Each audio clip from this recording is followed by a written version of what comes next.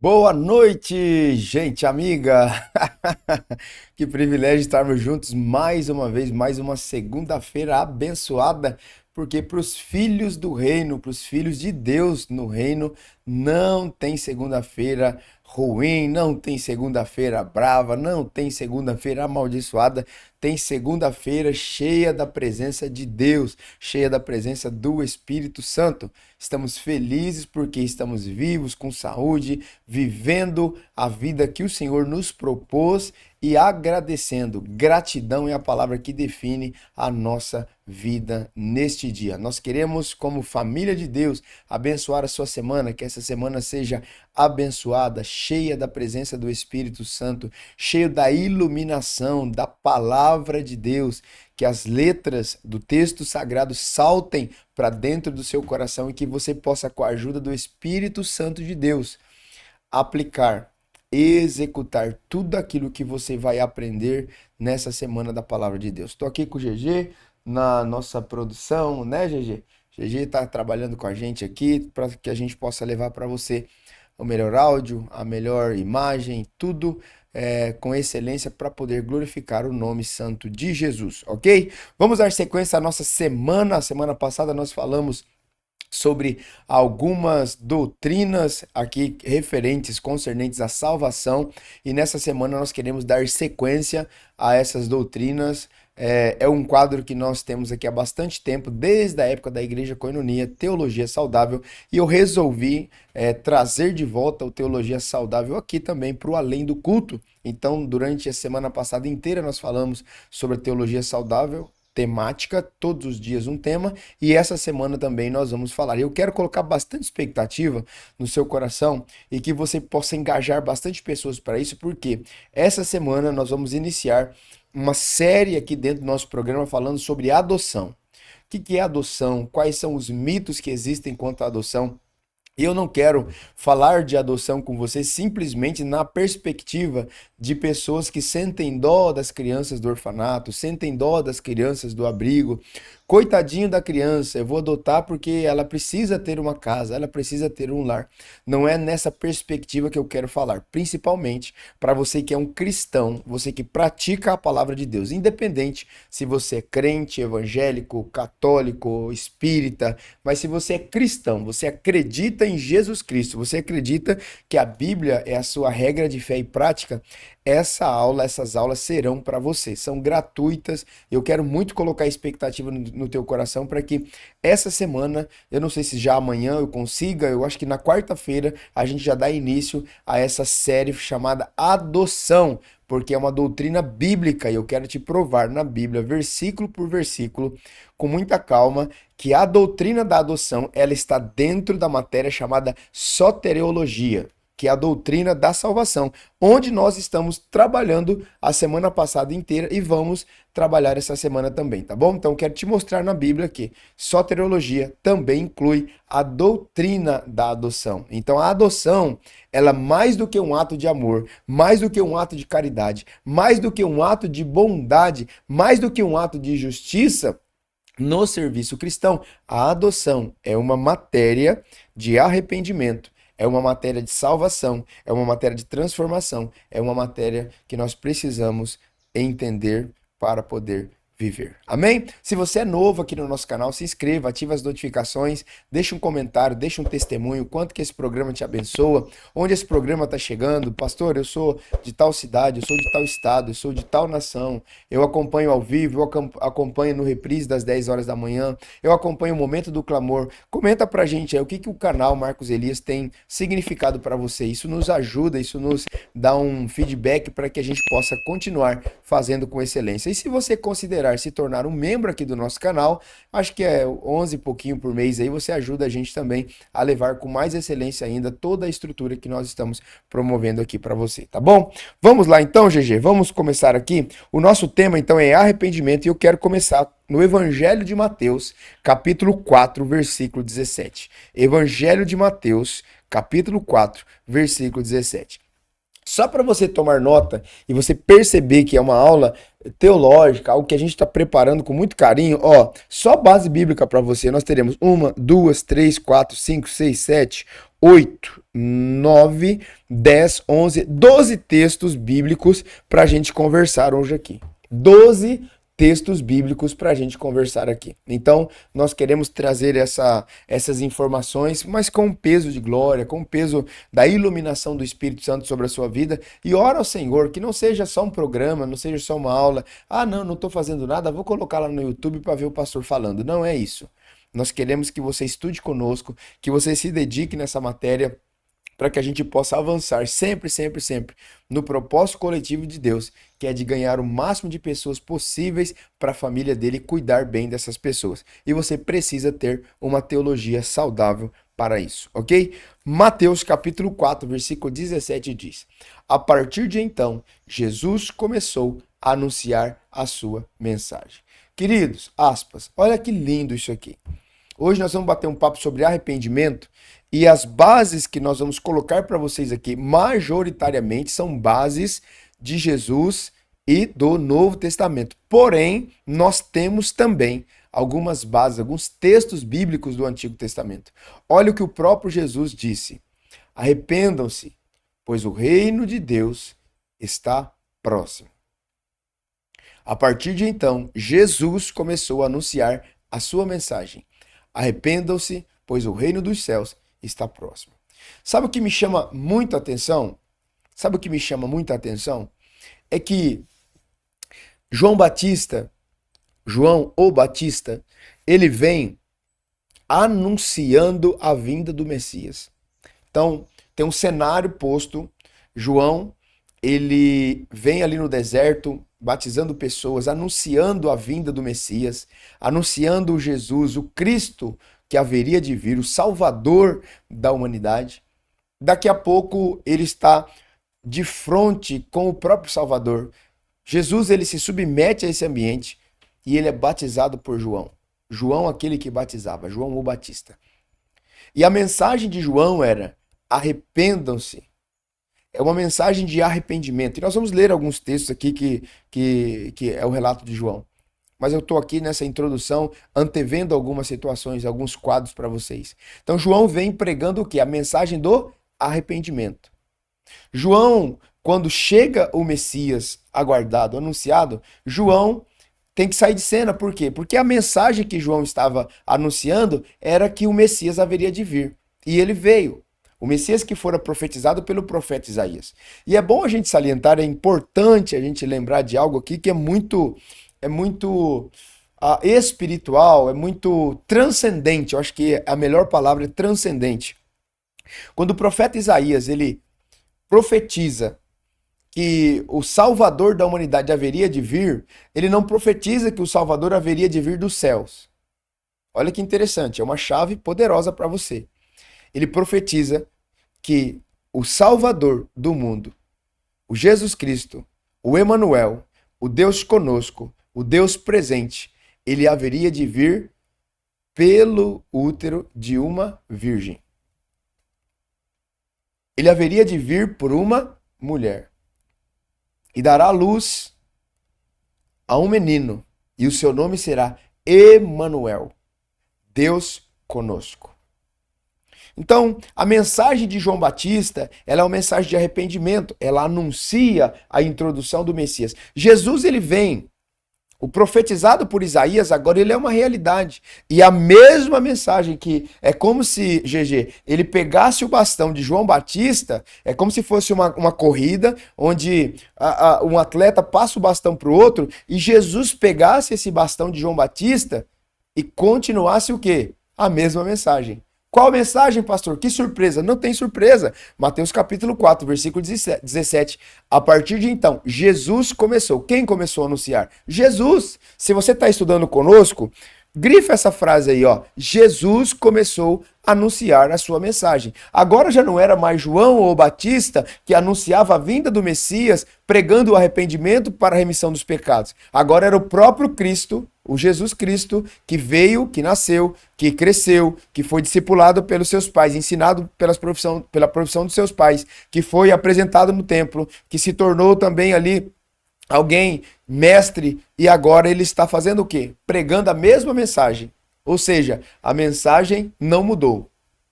Escreva aí no seu material de apoio. A mensagem não mudou. Se você puder escrever nos comentários aqui, a mensagem desde a eternidade não mudou. Ela é arrependimento. A mensagem desde a eternidade nunca mudou. Por quê? Porque é a mesma mensagem. A mensagem é arrependimento. E aí o próprio Jesus ele diz: arrependam-se, pois o reino dos céus está próximo. Então, pastor, o que é esse arrependimento? Que tradução é essa? O que nós podemos compreender? Onde a gente aplica essa matéria? A gente aplica na nossa vida. Por quê? Porque o arrependimento, segundo as Escrituras, significa uma mudança radical de mente.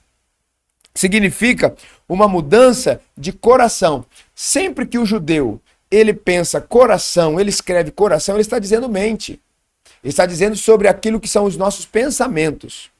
Então é importante nós salientarmos isso porque nós estamos aqui no formato de escola, no formato de aula, tentando entregar para você uma aula que você possa estudar conosco e aperfeiçoar a sua teologia.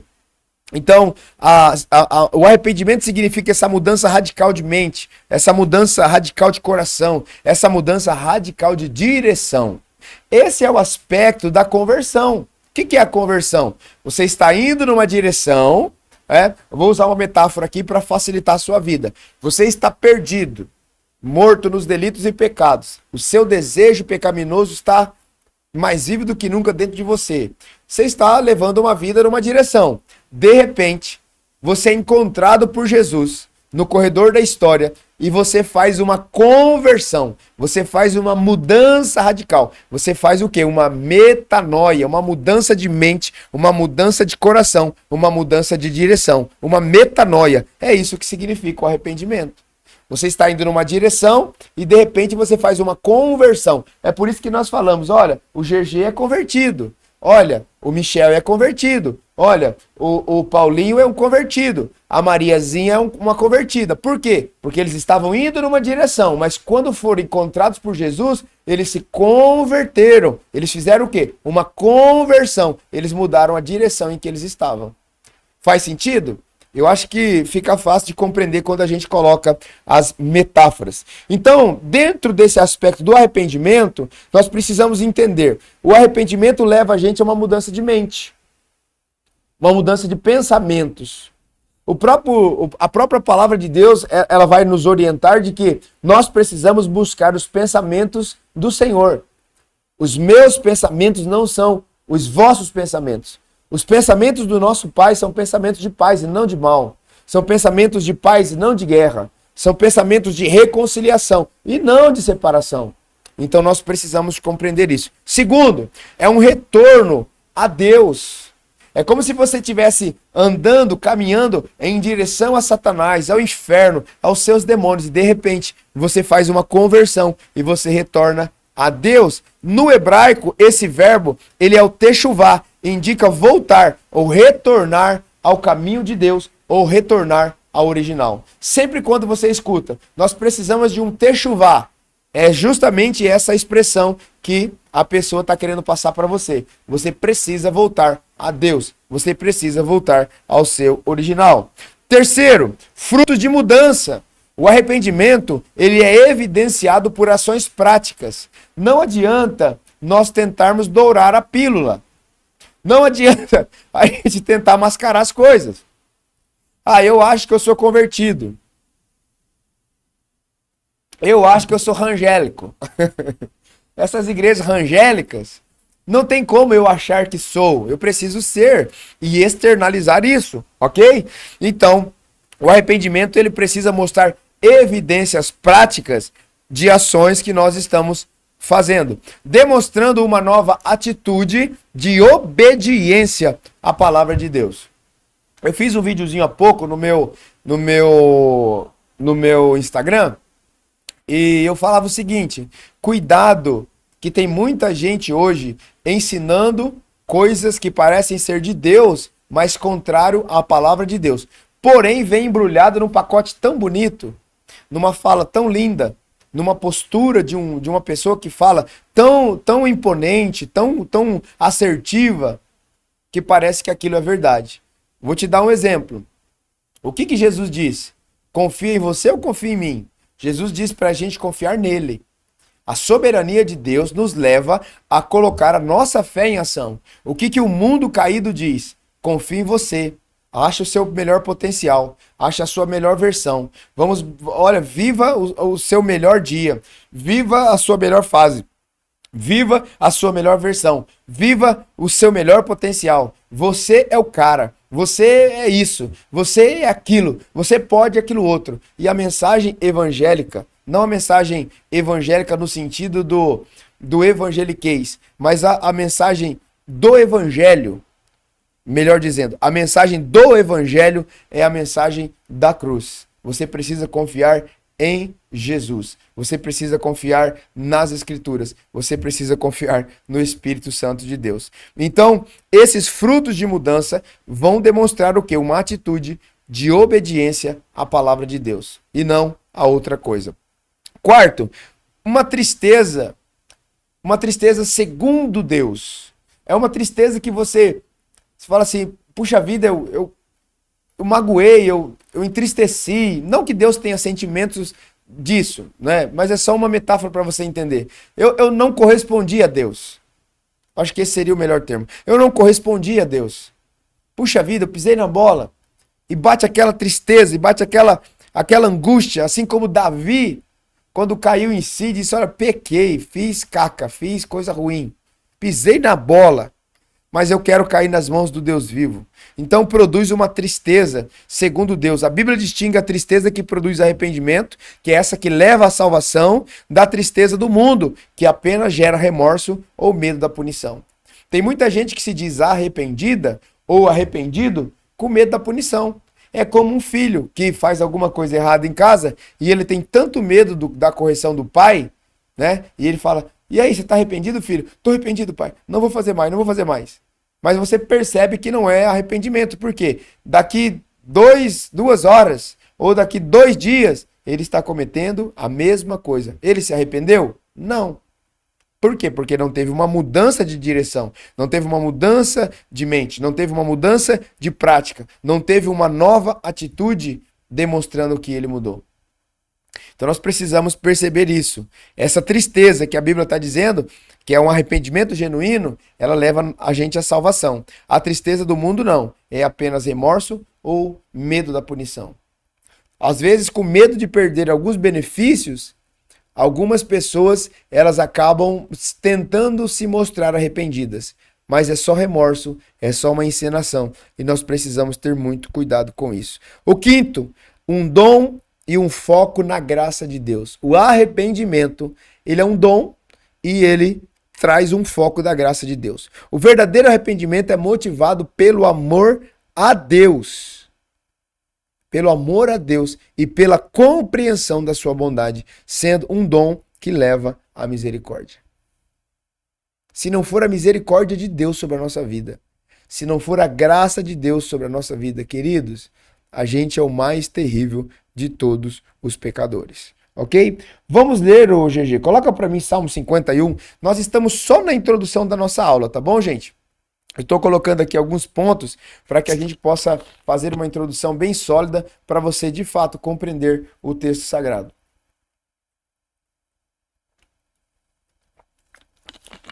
Então, como nós estamos numa aula, nós estamos aqui com material de apoio, nós estamos aqui com a Bíblia, nós estamos aqui com textos abertos aqui também no iPad, tá bom? Então, se você está estudando com a gente também, procura ter um caderninho, né? Se você não é digital, é analógico, escreve aí no seu caderno de anotações, seu bloco de anotações. Se você já é mais tecnológico, gosta de escrever no iPad, no tablet, no próprio celular, eu te dou uma dica muito legal. Se você não tem um iPad, um computador, alguma coisa para você estudar, majoritariamente as pessoas têm um celular que tem um WhatsApp. Faz um grupo de você com você mesmo, ok? Aí você vai escrevendo, mandando áudios, anotando aí nesse grupo. Quando você precisar usar esse material, você sabe que ele está armazenado ali e de fácil acesso, ok? Salmo 51, olha o que o salmista, o Davi, ele diz: tem misericórdia de mim, ó Deus, por causa do teu amor. por causa da tua grande compaixão, apaga as manchas de minha rebeldia. O que Davi está chamando aqui, o pecado dele, ele está chamando de manchas de rebeldia.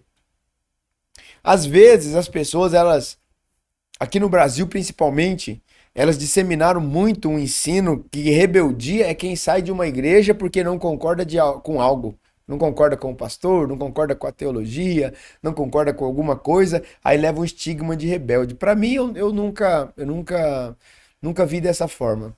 Para mim, a rebeldia que existe é do coração do homem para com Deus.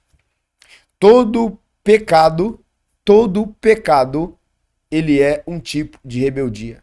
E é isso que o salmista, o Davi, o homem que foi achado segundo o coração de Deus, olha o que ele diz: apaga as manchas da minha rebeldia, tenha misericórdia de mim. Por causa do quê? Por causa do teu amor. Ele compreendeu aquilo que Paulo tentou explicar nas cartas dele: a altura, a largura, a profundidade.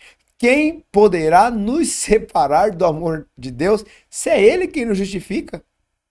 Quem tentará acusação contra os escolhidos do Senhor se é Ele quem nos justifica?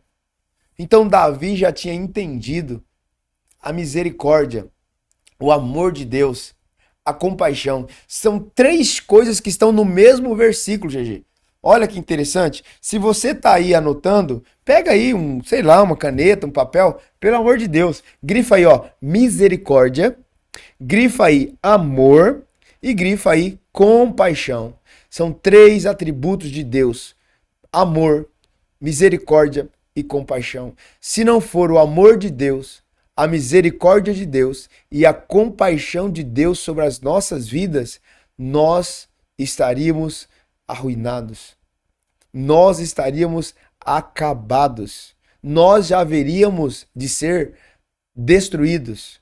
Mas tem o amor, tem a compaixão e tem a misericórdia de Deus. Por isso, nos leva a esse lugar chamado metanoia, arrependimento, mudança de mente, mudança de coração e mudança de direção.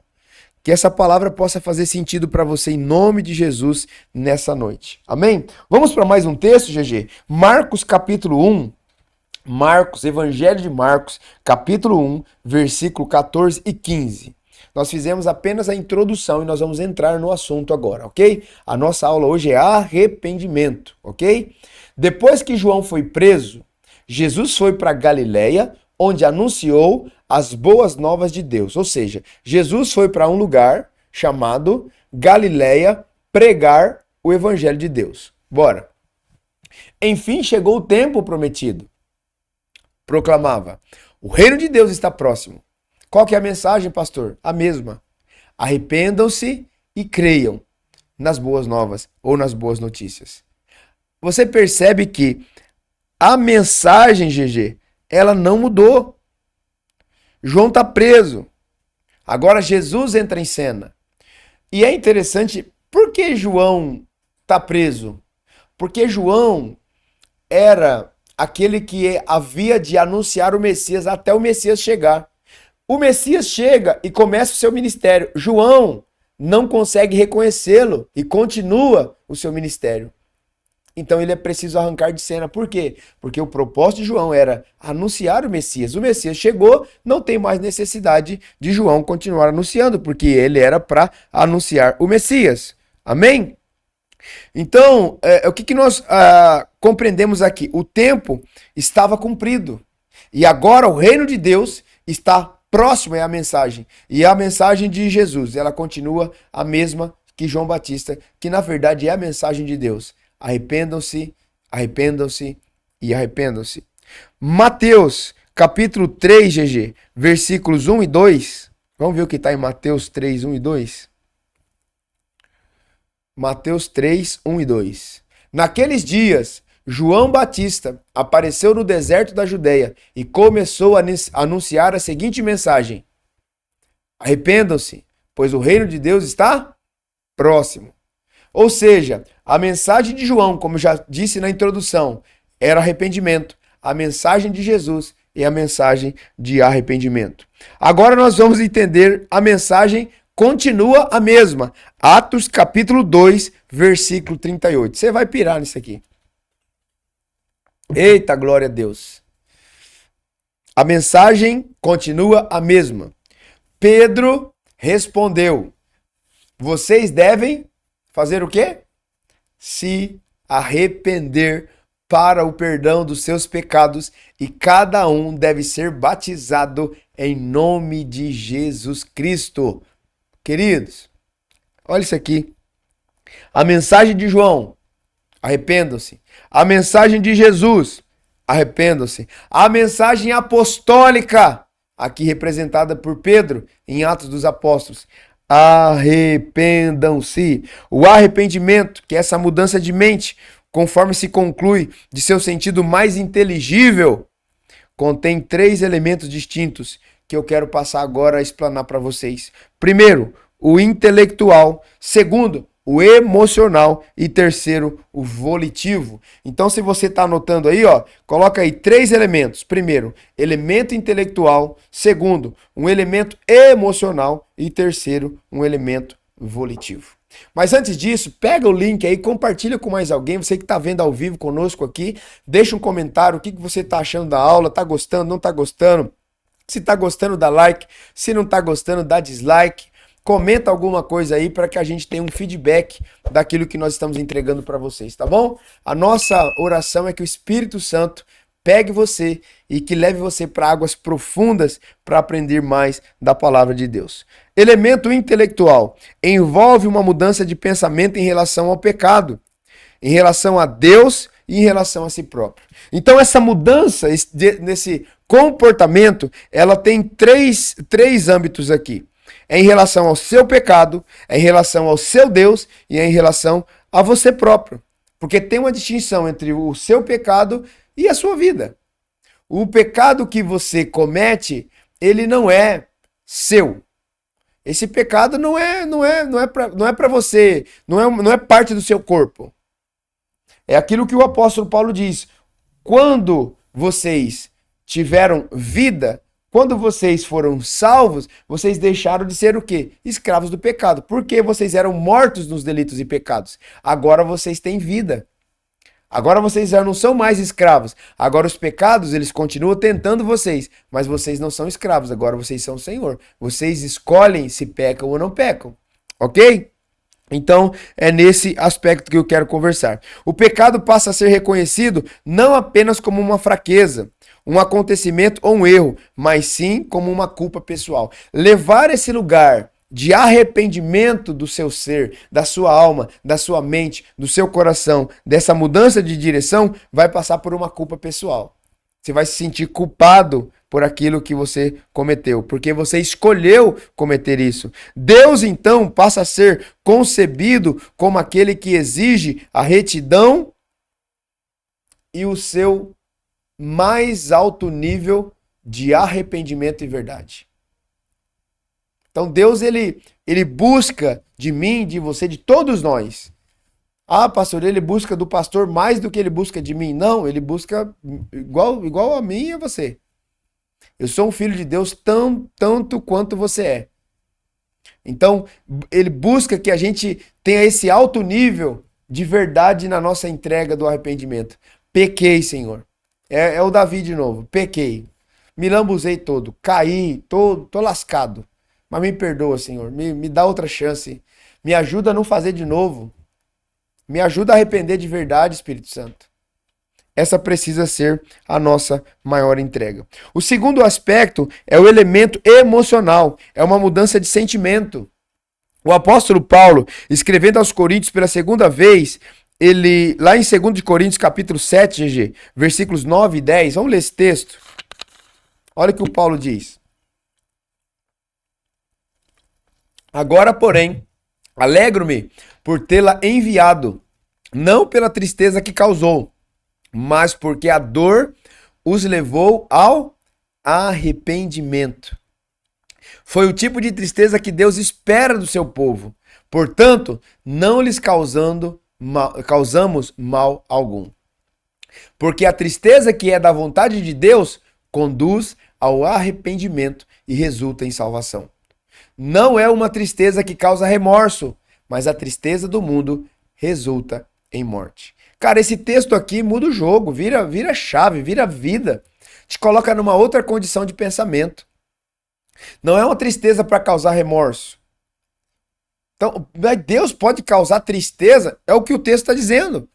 Deixa o 9, GG. É o que o texto bíblico está dizendo. Foi o tipo de tristeza que Deus causou. Deus causa um tipo de tristeza que leva o quê? Ao arrependimento. É um tipo de dor que leva o quê? Ao arrependimento. Deus nos ama tanto, queridos, que se preciso for causar dor para nos trazer de volta para o propósito, Ele vai fazer. Eu o atrairei ao deserto. Para quê? Porque eu quero fazer você ficar bronzeado. Não. E ele o levará ao deserto para falar ao seu coração. Porque se você continuar num ambiente que você tem tudo, o teu coração está vaidoso, o teu coração está arrogante. E coração é mente, é pensamento, é postura. Tá muito vivo, tá muito se achando, tá muito ensimesmado, tá muito cheio das suas próprias convicções e achismos. Então eu o atrairei ao deserto. Para quê? Para deixar o irmão bronzeado? Não, para falar ao seu coração, para quebrar a sua arrogância, para quebrar o seu ímpeto, para quebrar a sua prepotência, para deixar você facinho, facinho, facinho de o Senhor fazer a obra que ele já começou na sua vida. Cara, meu Deus, isso aqui vira um jogo para nós. Então estamos falando desse aspecto emocional. Falamos do elemento intelectual, agora do elemento emocional. Existe uma grande diferença entre tristeza, isso aqui é muito bom, ó, entre tristeza pelo pecar e o sentimento de vergonha. A pessoa pode ficar simplesmente triste por ter sido apanhada no ato de pecado. Pegou você lá lambuzado, puxa vida, tô extremamente envergonhado, tô extremamente triste. Mas você pode não estar verdadeiramente arrependido por causa do seu pecado. Pode ser simplesmente um remorso. Não causou uma dor do arrependimento. Eu gosto muito de uma frase do pastor Cote. Ele diz assim, que o escândalo do seu arrependimento seja maior do que o escândalo do seu pecado. Você demonstrou tantos frutos de arrependimento, foi tão escandaloso a forma com que você se arrependeu, entende? Você fez de tudo mesmo para provar que você arrependeu, que você mudou de mente, que você mudou de direção, que você mudou de coração. Foi tão escandaloso o teu arrependimento que foi maior o escândalo do arrependimento do que o escândalo do seu pecado. A forma com que você se arrependeu foi tão escandalosa que as pessoas vão olhar e vão falar assim, uau, meu Deus, essa pessoa se arrependeu tanto, ela foi tão transformada, ela foi tão mudada, que já sobrepujou todo o pecado, toda a vergonha que ela cometeu pecando contra o Senhor. Amém? Vamos para o terceiro elemento, que é o elemento volitivo. Como o próprio nome diz, está relacionado à vontade. A nossa vontade. Significa uma mudança de vontade e da posição em que se encontra. O arrependimento genuíno está umbilicalmente ligado com a vontade. Não existe arrependimento sem desejo de se arrepender. Vamos escrever isso aí no chat? Não existe arrependimento sem desejo de se arrepender. Em primeiro lugar, você precisa ter o quê? A vontade. Estamos falando aqui do elemento volitivo. Você precisa ter a vontade, ter o desejo do arrependimento. Eu desejo me arrepender, ainda que seja difícil. Ainda que eu esteja lutando contra mim, contra as minhas crenças, eu esteja lutando contra o meu orgulho. Ah, meu Deus, é uma luta grande, mas eu tenho vontade. É o primeiro passo. É a minha volição. Não existe arrependimento sem desejo de se arrepender. Essa ideia é caracterizada pela palavra grega metanoia, que é o que nós falamos lá no início, que significa mudança de mente, de um propósito que se tinha ou algo daquilo que se pretende. Então, nós precisamos entender esses três elementos que compõem um todo e nos leva ao arrependimento de uma forma mais eficaz. Pastor, por que é importante eu aprender tudo isso, teologia, só para eu me arrepender? Porque os argumentos que a teologia traz, os textos bíblicos que a gente organiza, te dão uma base, te dão um alicerce para que você destrua todo pensamento cativo a Satanás. Porque o Satanás, ele é cheio de argumentos. Ele vai argumentando na tua mente, ele vai criando cercas, ele vai criando paredes, ele vai criando muros, ele vai colocando teias de aranha, né? Como se fosse teias, sofismas, mentiras, como se fosse teias de aranha sobre o seu cérebro, sobre a sua mente, sobre o seu coração, e você vai ficando enredado, emparedado. Então a palavra de Deus, com os argumentos da palavra de Deus, ela vem e corta todo sofisma. Ela vem e corta toda mentira. Ela vem e corta tudo aquilo que te prende. Então, o nosso trabalho aqui com a teologia saudável, com essa aula sobre o arrependimento, é trazer argumentos da palavra de Deus que te ajude a cortar todo sofisma, toda mentira, em nome de Jesus, e te colocar em liberdade. Lucas capítulo 15, GG, versículos 18, 19 e 20. Um exemplo característico desse sentimento se encontra na história do filho pródigo, que nós vamos ler agora aqui. Lucas 15. Vou retornar à casa do meu pai e dizer... Olha, anota aí se você está com marca-texto, alguma coisa estudando com a gente. Vou retornar. Nós estamos falando, no último elemento aqui, de volição, volitivo, da vontade. Vou retornar é a vontade do filho. A vontade do filho era do quê? Retornar à casa do pai. E aí, ele reconhece. Olha o passo para o arrependimento. Primeiro, reconhecer. Primeiro, ter o desejo. Primeiro, ter a vontade. E ele teve. Olha lá, ó. Vou retornar à casa do meu pai. Ponto. Pai, pequei contra o céu e contra o Senhor. Eu não sou mais digno de ser chamado seu filho. Por favor, trate-me como seu empregado. Então voltou para a casa de seu pai. Quando ele ainda estava longe, seu pai ouviu, cheio de compaixão. Oh, o pai sempre está cheio de compaixão, irmão. Meu amigo, minha amiga, o pai sempre está cheio de compaixão. Correu para o filho, o abraçou e o beijou. Então, em primeiro lugar, ele teve vontade. Em segundo lugar, ele se arrependeu, ele confessou. Ele se sentiu na condição de nem ser chamado mais filho. Não tem problema, pai, se você me receber, não precisa nem me receber como filho. Que eu não sou mais digno de ser chamado teu filho. Só me deixa voltar para casa. E ele sabia. Assim como Davi sabia que Deus era um pai bondoso e amoroso, que o receberia. Também o filho pródigo sabia que o coração do pai estava cheio de compaixão para beijar, abraçar e o receber. E com certeza não ficaria só na condição dele ser um funcionário da fazenda do pai. Ele sabia que o pai podia o restituir de todas as coisas, porque esse é o coração bondoso do nosso pai. Caminhando aqui para o final, vamos trabalhar aqui mais 3 aspectos do arrependimento. Primeiro, confissão de pecados. Grave isso aqui. Se você está escrevendo, escreve aí. Primeiro, confissão de pecados. Segundo, abandono do pecado. Terceiro, o retorno para Deus. Então, em primeiro lugar, nós confessamos o nosso pecado. Confessamos. E nós vamos ler um texto aqui de 1 Crônicas 21, 8. 1 Crônica 21, 8. Olha aí, Davi. Então Davi disse a Deus: pequei grandemente ao fazer essa contagem. A respeito do censo, depois você pesquisa sobre isso. Perdoe meu pecado, pois cometi uma insensatez. O Senhor falou a Gade, o vidente de Davi. Esta foi a mensagem. Eu acho que até aí só, né? Qual que eu... Peraí, GG. É só o 21:8, GG.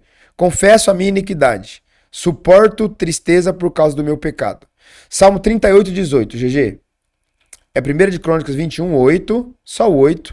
E Salmos 38:18. Eu não tinha anotado esse texto segundo aqui. Confesso, porém, minha culpa. Sinto profundo lamento naquilo que fiz. Olha aqui, gente, que coisa interessante. Primeiro passo é a confissão do pecado. Confissão da culpa. Senhor, pequei contra o Senhor. Senhor, esse aqui é o meu pecado. Tá aqui, ó, tô nu diante do Senhor. Não tenho reservas, tô te contando tudo, Senhor. Porque quando a gente confessa para Deus, quando nós confessamos para Jesus, para o Espírito Santo, para o nosso Senhor, de cara, ele já nos perdoa. Lembra lá na semana passada, quando eu falei sobre regeneração, sobre justificação? Queridos, ele já perdoou com o sangue dele os pecados do passado, os pecados do presente e os pecados do futuro. Então Deus não tem problema com a confissão dos nossos pecados. Quem tem problema é a gente, que é orgulhoso, arrogante, prepotente, que fica preso nesse lugar de não confessar, de vergonha, de medo. E a gente acaba perdendo as benesses do Senhor, as bênçãos do Senhor. Então o que o salmista está dizendo? Confesso, porém a minha culpa, sinto profundo lamento do que fiz. Ou seja, estou profundamente arrependido. Então esse é o primeiro ponto, confissão de pecados. Segundo, Provérbios 28:13, GG. Provérbios 28:13. Quem oculta seus pecados não prospera. Quem esconde os seus pecados não prospera. Quem os confessa e os abandona recebe misericórdia. Então tem um princípio muito importante aqui. Quem oculta os seus pecados não prospera. Deus, ele perdoa todo tipo de pecado? Não. Ele perdoa todo o pecado confessado. Ele perdoa todo o pecado que a gente confessa, que a gente expõe. Quem oculta os seus pecados não prosperará. Quem os confessa, quem os fala, quem os expõe, alcança misericórdia se abandonar os pecados. Então nós precisamos ler o texto bíblico completo, aplicar da forma correta para que a gente tenha os resultados que nós esperamos. Tem muita gente dizendo, mas eu confessei os meus pecados ao Senhor. Tá, você confessou, mas deixou de fazer? Porque o texto é claro, quem confessa e abandona recebe misericórdia. Que essa palavra possa ser introduzida no íntimo do seu ser e fazer sentido para você e te ajudar a se arrepender. Terceiro, retorna para Deus. Deixe o perverso seu caminho. Isaías 55:7, GG. E a gente caminha para o final. Isaías 55:7. Que os perversos mudem de conduta e deixem de lado até mesmo a ideia de fazer o mal. Que se voltem para o Senhor, para que ele tenha o quê? Misericórdia deles. Sim, voltem-se para o nosso Deus, pois ele os perdoará generosamente. Queridos, se a gente se voltar para Deus, independente do mais terrível pecado que você possa ter cometido, o Senhor perdoa de forma generosa. O Senhor tem misericórdia. O Senhor tem compaixão. É interessante que ontem nós estávamos aqui ouvindo uma palavra pregada pela Joyce, aqui na Koinonia, à noite, e ela disse que todas as vezes que o Senhor Jesus, ele ia curar alguém, ele ia expulsar o demônio de alguém, antes disso, ele tinha compaixão. E ela disse que se a gente não tiver compaixão, a gente não se move pelo outro. Então, o primeiro passo é entender que o nosso Deus é um Deus de compaixão. Ele olha pra gente, ele se compadece da gente. Ele tem empatia com a gente, ele se coloca no nosso lugar. É por isso que ele nos cura, é por isso que ele nos transforma, é por isso que ele nos salva, nos regenera, nos justifica.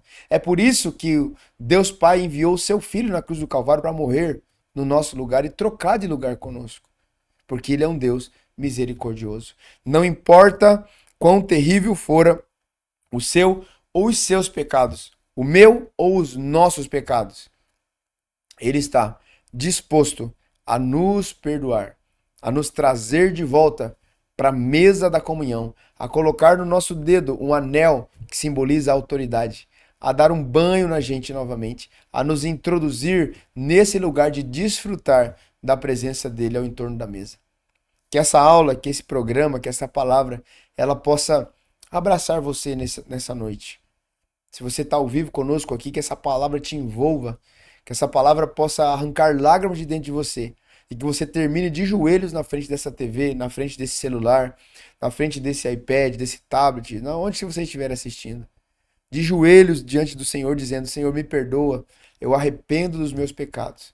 Eu entrego a minha vida ao Senhor. Eu quero nascer de novo, Senhor. Eu quero a nova natureza. Eu quero andar pelos teus caminhos. Me ajuda, Espírito Santo. Me ajuda nas minhas fraquezas, porque sozinho eu não sou suficiente. Sozinho eu não consigo. Sozinho eu já tentei demais, mas eu não consegui. Eu nado e morro na praia.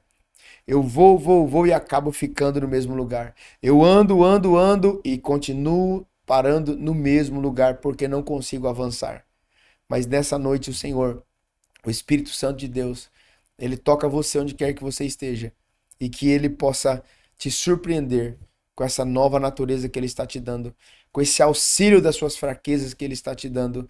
Ele está pegando na sua mão. Se você confessar os seus pecados, se você deixar os seus pecados, se você fizer uma conversão de mente, de coração e de direção, a misericórdia para você, a graça está disponível para você, a compaixão para você. Independente do pecado ou dos pecados que você cometera, o Senhor é fiel para perdoar e para regenerar e para justificar e para te dar uma identidade cristã, uma identidade de filho e de filha de Deus, em nome de Jesus. Eu te abençoo com toda sorte de bênção. Eu abençoo a sua casa, eu abençoo os seus filhos, eu abençoo o seu casamento, eu abençoo a sua empresa, eu abençoo a sua família, em nome de Jesus. Até amanhã, se Deus assim nos permitir. Tchau.